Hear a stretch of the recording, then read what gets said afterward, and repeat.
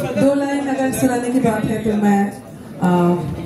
बेटी बिछुआ नामक नाटक के दो पंक्ति सुनाऊंगी, भिखारी ठाकुर द्वारा रचित।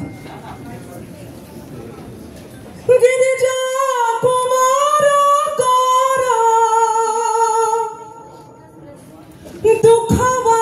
हमारा पारा, अरे धारा धारा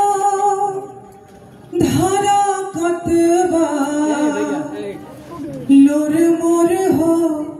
बाबूजी, साफ के आंगन गाली छिपा लोटा जूठ माली, अरे बनी के रहली माई के टहलनी हो बाबूजी, अरो पे आगे नाइल होला पगहा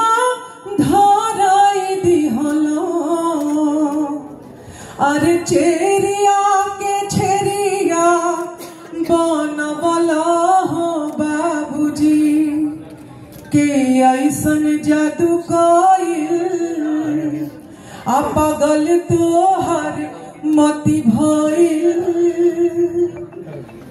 अरे दूधवा पियाई पीस राई दिली हो बाबूजी, अरे धारा धारा धारा कतबा लोर मोर हो बाबूजी। सचमुच